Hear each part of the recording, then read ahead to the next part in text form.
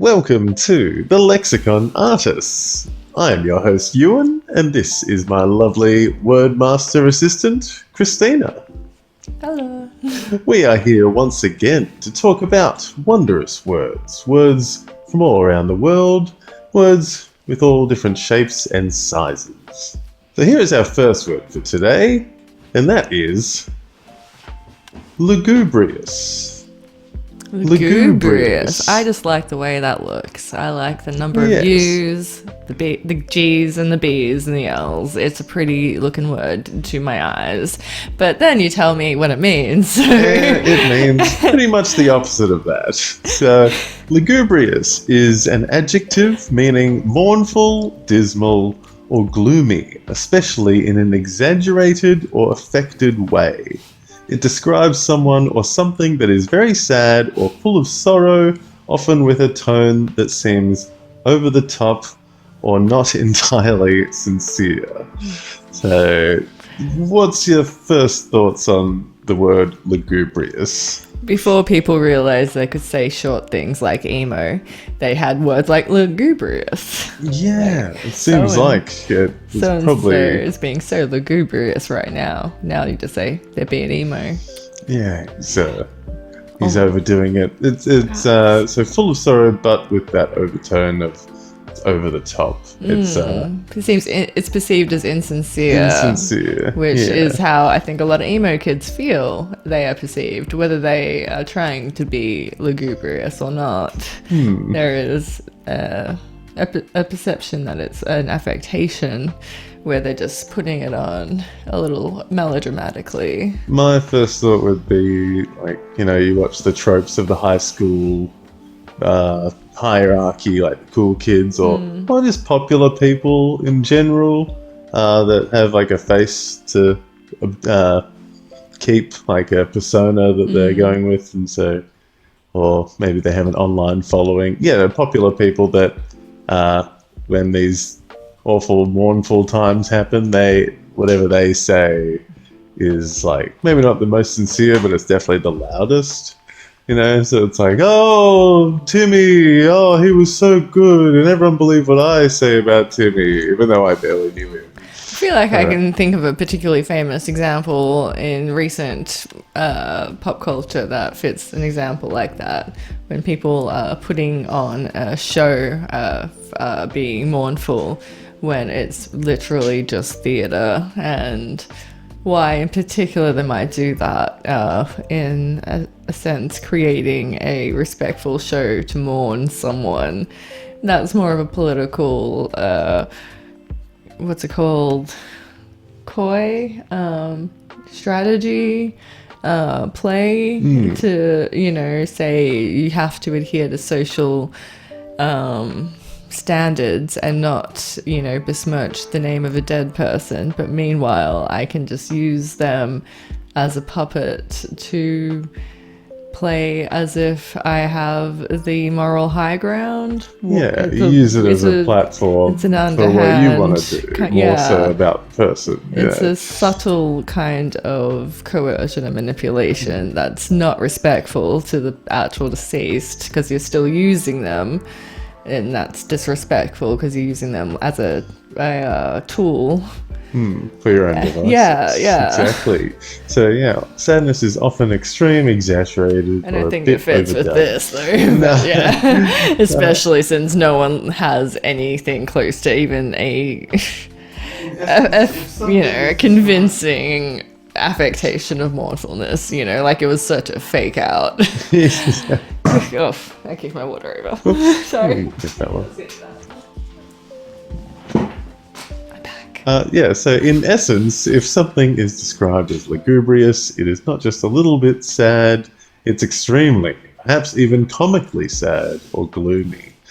Example, a comic actor might be known for their lugubrious manner of feigning sadness for comedic effect. So just for a laugh, even. Yeah, sort of a Ricky Gervais in The Office kind of thing, but that's more of a grumpy thing.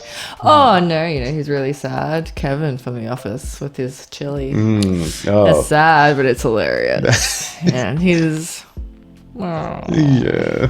this So, is great. Is it overdone though? I don't know. It's about right. Yeah. That curry. Or not chili. It was sorry, chili con carne or something. It was all chili. Chili kickoff. Yeah. So It was how like do really we? talking it Let's up. just double check how we say this one. Google. How do we say this? Lugubrious. Lugubrious. Lugubrious. Lugubrious. Lugubrious. Lugubrious. Lugubrious. And yes, it is an adjective and looking or sounding sad or dismal. Makes me think of Eeyore from Winnie the Pooh. Yeah, well, he was quite over the top gloomy, wasn't he? His whole persona was I am the face of sad. depression. So, yeah. And so, yeah, similar words there: mournful, gloomy, sad, unhappy, doleful. Doleful. Eeyore. Eeyorish. I There didn't you go. see that It's, because he's such a troop. It's all he has going. It's just And all variations of exploded in sad. popularity. And Winnie the Pooh from English. There you Yeah, go. it's from Is it- 1990s. Yeah, when I Anyway. guess my childhood. Yeah, well, fun fact. Yeah, there you go. Lugubrious, Eeyorish, yeah, over the top, sad, and glum. It's from Latin, so lugere or lugere. Ligure, I would guess. Ligure, to mourn. Ligure. It's a Latin lugubrious, Lugubrious. with English us, lugubrious. Early 17th century, from Latin lugubrious, to mourn or sin. Feels like you're really lugging something along, like you're Not really towards. holding a lot on your shoulders, like an atlas with Hmm. a weight of responsibility, and it's just sadness. Yes. Maintain the resting bitch face that's active at that point. Active sad face. So the usage over time, it started way back, Yeah, it but does feel like an old word. exploded in the early 19th century and mid 19th century, and apparently not as many, or maybe Drop off. people started Severe using drop off. glum and Shorter words or mournful, things just fall out yeah. of style. yeah, not many. You didn't need to be over the top, maybe in those years. Maybe Yeah. it was just genuine sadness after this. It wasn't. It's too much hardship to be Oh, but really getting loquacious with it, you know? You don't really have to be sparing all your big words to explain how bad you feel when you feel truly awful. When you're Yes. feeling good, then you can be like, oh, look at that poor lugubrious SOB over there. They've got it hard. They can't stop lugubriating. Well, people have started lugubriating more in recent times. Maybe that's because comedy and just people Watching The more Office. lighthearted and Reading or classics. lighthearted or I don't know. Reading more. Reading in general. I'm not too sure why that would be kicking off again, but Maybe yeah, good. like me, they just like the way it looks. Yeah, maybe it's just becoming popular and yeah, people just like the sound of it. Lugubrious. Lugubrious. Yes, one to maybe use more often, but how often it comes up and in the moment you probably won't be thinking of It's such making conversation. such fantastic words. But yeah, one to maybe try to use more often, and yeah, awesome word. I love it. Unretire that. Throw it into the Unretire it. lexicon. That's right. Use it more often. Now, this next word is one that we've talked about a little bit in the yeah, last couple of recently. days because it's a word that is used to describe a lot of other words. And that word is heteronym. Yeah. Heteronym. And do you want to do how it's pronounced? Yeah, or- we'll start Yes. with the pronunciation. Heteronym. Heteronym. Heteronym. Yeah. And definition is You each. Oh, thank you. Each of two or more words which are spelled identically but have different sounds and meanings, such as tear, meaning rip, and tear, meaning liquid from the eye. Or each of two or more words which are used to refer to the identical thing in different geographical areas of a speech community, such as nappy and diaper. Yeah. Hey, how about that? Didn't know that one. And a third definition, each of two words having the same meaning but derived from unrelated sources. For example, preface and foreword. Wow. Ah, There you go. heavy Same lifting. meaning. Yeah, Completely yeah. different. I mean, words. if you look at the components of the word, the root, heteronym, it's just same word. So how would you define a word that means same word? Those three things I just said. Loading. Yeah. So Wait, no, yeah. different, not same, different. Hetero. Not a Heteronym. homonym. So Homonym. homonym. Homonym, yeah. same, and heteronym. Heteronym. This, two words spelled same but different. Different. Different. Same, but Same, but different. different. Same, not same, different. Yeah, tear and tear Tail. is the 1st example there. So many. There's what are so any more many. examples? You probably look some Lead, lead, up. Tear, yes. dove, dove. Hold on, let me just look up examples real Yeah. quick. Similar and opposite. Oh, usage examples up the top on the third. That's No. usage examples. Yes, that would be right. Oh, right. Yeah, you're right. Jane read the book, or Reading, past Jane- tense. Jane so read read. the book. Jane read the book. Jane read. I Jane mean, read the book. yeah, that's just. You say it I like know. it's read. I'm reading it. Yeah. Oh no! Down the bottom, what are 10 examples of heteronyms? Close. Close and close. Yes. Desert. Dessert. Desert. Get you just desserts. Heteronym examples here. So first up we got bass. Bass. Or bass, obviously. Bow. Bow. Or bow. I always get confused which one it is for a ship. How to pronounce the Yeah, bow. the bow. B-O-W. It's a bow of a Same ship. as the thing. Yeah, it's the bow. but not a bow. It's not the bow. Bow Right. is the arrow. I had to keep taking bow. breaks reading Moby Dick and Well, it's keep looking definitely it up. one you probably don't think of nearly as often as some of these other ones, like dessert, desert. Everyone's Yeah. eating Oh no, dessert that these definitely gets me wrong, because I remember looking at a map and seeing a desert house and thinking, oh great, dessert house, I'm going there for dessert. days. Nope. It was hot, It was hard to add. deserty. Just water. All I wanted was water. I wanted ice cream. There was definitely none. And dessert. Where's my dessert? I got my just desserts. Anyway, lead. They led me astray. map. Live, I live live in Livago. object, and Object. I object. and that's an object. Yes. Yeah. Object on display, That's and I disagreement object. to object, or a material thing. Yeah, and looking at the pronunciation, there is a slight difference. Object, you got the emphasis really hard on the, and it's a slightly different vowel for the ob versus Yeah, the object. O It's a in- low o, a long o, object. It's almost like A, B together. Abject. Which, Ob- I ob- object. I object. I object. Ob. Object. Ob. Object. Yeah. Object. It's like AO at once or OA. Ob. Oh, I object. Or that's an object. I Ob. object on display. I object. I would Hopefully say this it's is sounding different. I would say it's a shorter, like almost E sound for object. Object versus object. I don't know. I It's have just another one. I don't know anymore. There's Question another reality. one for you. Refuse. Yeah, refuse and refuse. Yeah, which one do you think first when you see it? Probably in all my years of customer service, I see refuse because I Yeah, refuse your service. See, same, but I think refuse because I think they're trash. Also that, yes. So it's both. You think both at once.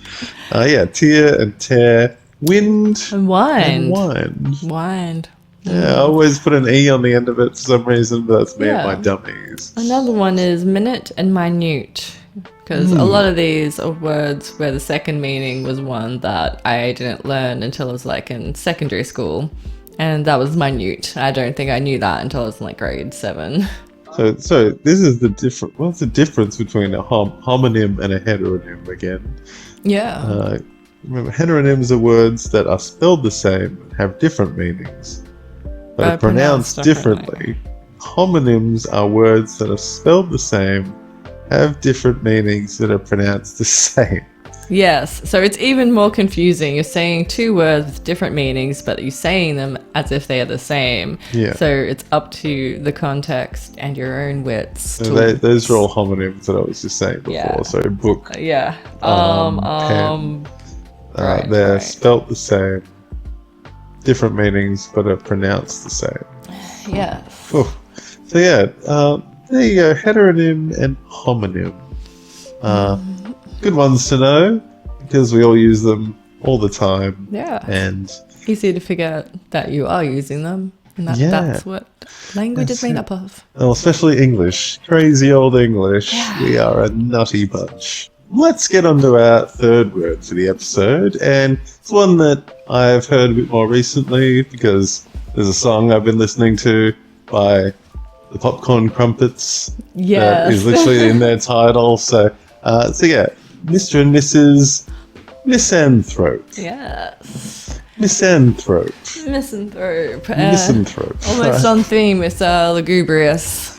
Lugubrious, it's a bit of a dour or dismal set of words today. But Definitely see someone having both of these attributes could describe the same person. yeah, lugubrious misanthrope. Yes. I think I'm saying that right. Misanthrope. Yes, Misanthrope. Misanthrope. Yeah. And that is a person who dislikes humankind and avoids human society. Me? Resonates quite Stop. strongly. Pulled out. Scrooge wasn't the mean-spirited misanthrope most of us believe him to be. Except for sometimes. Yeah, well... You just gotta have, a couple of life-scaring experiences with ghosts. And then you're scared straight after that. Well, yeah, we all have our different ghosts, I guess. So you just need to get scared enough to not be a misanthrope anymore, maybe. Well, I like the origin, the root of the word is just from the Greek, misin and anthropos, to hate man. To hate. It's so simple. You just chuck the two together and you have a word. Strong combination. Misanthropos, misanthrope. Here we are, being misanthropic. Yeah, I do love that. And obviously it is Greek. Very Greek. And the French. misanthrope has Did it go twisted through? in an English and French connection there in the mid-17th century. Partly via French from Greek misanthropos, from misane to hate, and anthropos, man. There you go. So exactly what you were just saying. We'll just have a quick look at the usage. Started off pretty big, Yeah, I or think- pretty popular, and kind of died off. Whew, yeah. I have to go back a bit here, but and it obviously goes back a lot further, I'd say, or at Yeah. least Messene and Anthrop. I mean, Greek's an words. old language. I don't know ancient Greek, but it's entirely possible that those two words haven't changed much since then. Like, what would they have to evolve much from? The Greeks like to talk about those two topics, hate and man, a lot. So misan and anthropos, Why would they change those? Just have a misanthrope since the everyone beginning else of needed to language. start using it too, so Yes. that's why. So the Yes. French probably picked it up, and then the English. Well, the Greek Twisted classics as got well. really popular. They came back in style from the, was it the Illumination period? The Enlightenment period? That's what it's called, not the Illumination period. That's a freaking movie company, is it? That was a good time too. Yeah. But So they got really... And that and the Renaissance, they're frothing over the Greeks and the classics because they're like, wow, this stuff's alright. yeah. Everything else had been destroyed. They, as far as we know, hadn't had anything decent to read. So, yes, they were translating it and bringing all that old stuff into current usage again. Yeah, well, it definitely kicked off again here, the 19th, early 19th century, 1801 it peaked, 1802, and I'd like to say that was probably some French influence there, just coming into the circulation, I guess, at that point. English usage. What is a misanthrope person? A misanthrope is a person characterized by general hatred, dislike, distrust of humanity, often viewing people as fundamentally flawed, selfish, or malevolent. The term comes from Greek roots, meaning to hate, and human being. Misanthropes typically avoid people and social interaction, believing that interacting with others is pointless, or that people will bring harm or negativity into their lives. Too true, too real. I feel like this word is getting more and more common. Yeah. Even though Google's not saying it. Yeah. I feel like there's a few misanthropes out there these days. It's definitely easy to fall into the pattern and the way of life of constantly being a misanthrope. But the thing is, your outlook and your disposition also informs your reality and has a facet of dictating how your outcomes are. So being a misanthrope increases your chances of seeing and experiencing the world in the way you expect it to be, which is negative.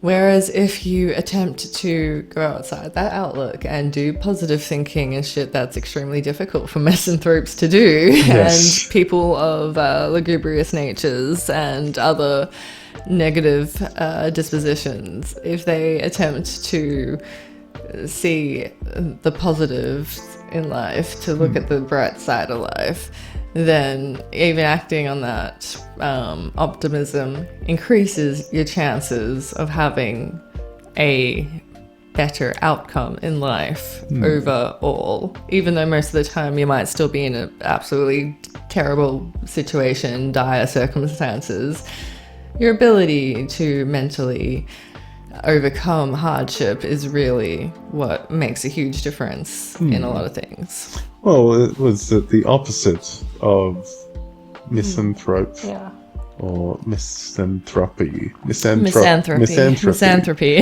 is philanthropy. Philanthropy, loving. And that's something I personally like. If I could give more, I would. It's hard to give away everything these days, but it's better than being I a know Scrooge. it feels good to give, So, and I don't know, just feel like maybe a lot of people don't know that feeling, I guess. So, I really feel Dickens got everything really hit the nail on the head with his characterization of being a misanthrope and being a philanthropist, because like Scrooge, fully like pinching pennies at the start and not wanting to embrace any iota of faith in human beings and why charity, even in spiritual thought, or let alone money, would be necessary. You may as well, believe the worst of people and punish them immediately, before even having true cause to have them suffer. Just terrible methodology of life. So he eventually does the full 180 and becomes a philanthropist, realizing the error of his ways, and it's like hardcore exaggerated throw money away, and it's like, oh, it's Christmas. Yeah, well, I guess Scrooge is kind of the epitome of the hardcore capitalist, the soulless businessman that has lost his way as a human being. So they're probably the biggest misanthropes at the end of the day, even if they won't say it. But seeing the worst in humanity because they've got themselves for company. They think no one's better than themselves. And they're not that great, so that's pretty depressing. And they're shit. Misanthropes for you. We'll try not to be a misanthrope and call them out and spread more philanthropy if you can. What you can give, and it's a good feeling. So misanthropes, good word, but terrible lifestyle. You don't want to be one. Cautionary tales. Alright, on to our fourth word for the episode, and I haven't had a whole lot of research on this one, so let's get straight into it. This word is slapdash. Ooh, hello. Slapdash, and I'm pretty sure I'm pronouncing that correctly. Slapdash. Yeah, nailed it. So, slapdash is done too hurriedly, and carelessly. See, I was too slapdash in my description of slapdash. It's done too hurriedly and carelessly. I feel just generally called out in this episode because I too am often careless and slapdash in my day-to-day just habits. You know, you want to just get on to the next thing and not live in the moment and do things properly the one time.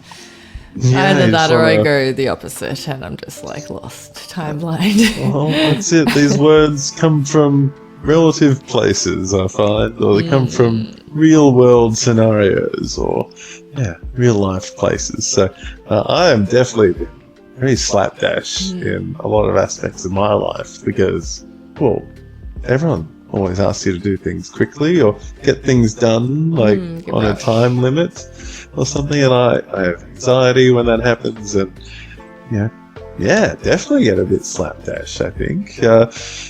Hurriedly and try not to be Carelessly, careless, but If you can be efficient, like Hurry, do things do hurry. effectively but quickly, then that is fine. That's proficiency, actually, which is fine and commendable. But if you're doing things in a way where the end product is like it hasn't been done at all properly, then it kind of is a bit self-defeatist. Yeah, like someone else has to do it again, or you have to do it again anyway. So what's the point of that rushing? yeah, it's more of a hindrance of anything.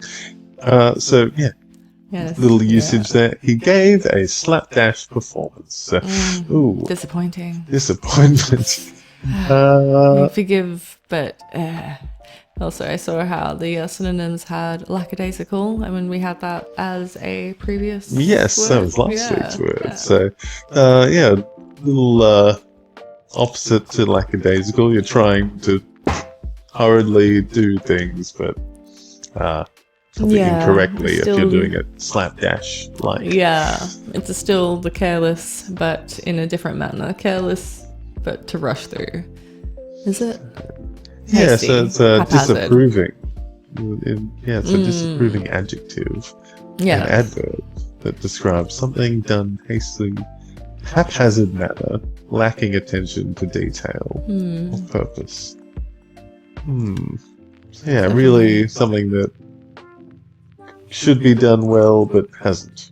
I feel like this describes my cleaning style as a child, you know, where you just feel like life is a comedy and you can just throw everything in a pile in the closet and that just very quickly, and that's Yeah. cleaning. The room is clean now. Just sweep it under the rug. Yeah, and It'll you be just fine. do that in like 30 seconds at like breakneck speed, and that's slapdash. I think the problem is fixed in your mind. Yeah. But And you- someone else might say, you've been a bit slapdash with that one. And really causing more problems later because how that's not organized. How are you going to find anything now? Like, what?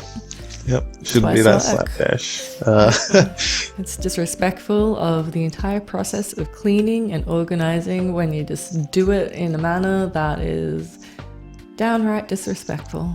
Yeah. There you go. The origin of the words is not like the other origins. It's a little bit more comedic Yeah. in style. Yeah. The word's origin relates to the idea of slapping something on quickly and then dashing to the next task, Yeah. reflecting the hurried and inattentive nature of the act. Yeah. I feel like when I try to do this, if I have multiple things on the chore list, I'll end up missing something pivotal, like turning on like the washing machine so everything's ready to go, detergent's in, clothes in.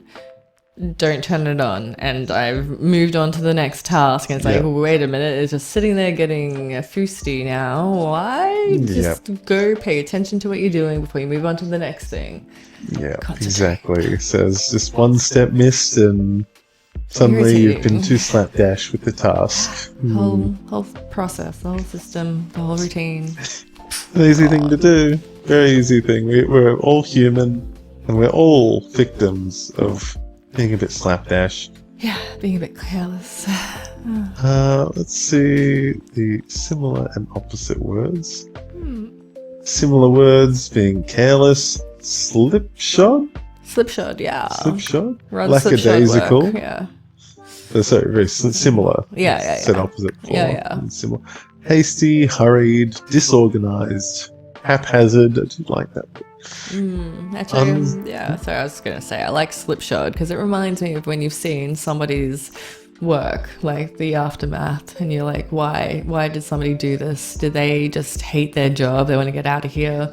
They're paid by the job instead of by the hour, so they've just and gone, yeeted, and you look at it and it's like, it's a shoddy job. Slipshod. Slipshoddy job. Slipshod. He's just like, yeah, I can do this, and then half-assed it. Yeah, that's another good word. That one. Let's just. Are we saying that correctly? Slipshod. Yeah. Slipshod. Characterized by a lack English. of care, thought, or organization. It caused many problems with his slipshod management. And it's a good usage because you can definitely see how being inept as a manager causes problems. It's a form of negligent action, which is slipshod. That's like you're doing a task, but if you're not doing it well enough, you're doing it slipshod. Yep. Yeah. That's right. So, yeah, fantastic words to use. But also there's the shoes, the archaic usage of shoes. So, worn down at the heel. I love that. Yes, that's a bit of a tongue twister. His slipshod heels. His slipshod heels. Yeah. I also have some of those. Yeah, I gotta get rid of those.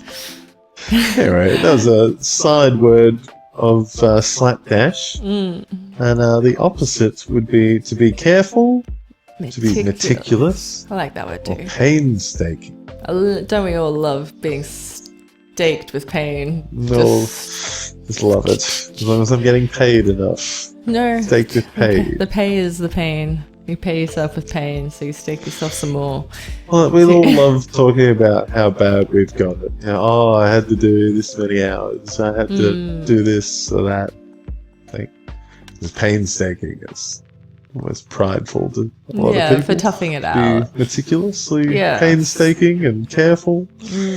Takes a lot of effort. I think that's very really easy what causes it to be more valuable. You're using your time more more valuably. Yeah, you're using it to make something better than if you were to be doing something in a slapdash manner, because you're wasting everyone's time then. Like, you're not saving time by rushing to the next thing.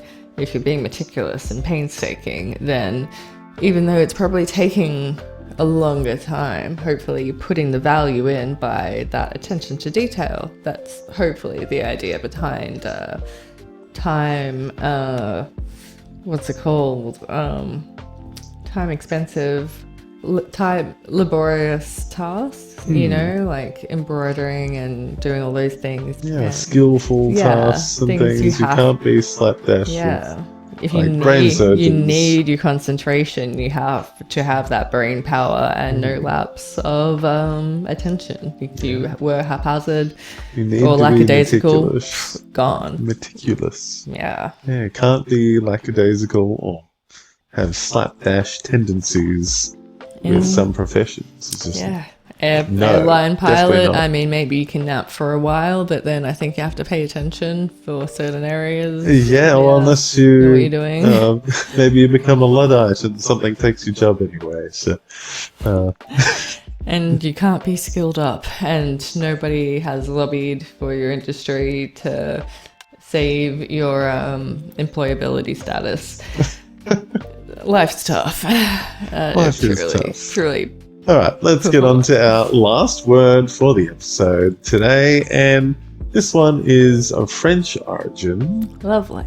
And it is mellifluous. Oh, that's not right, but go for it. I definitely stuffed that up.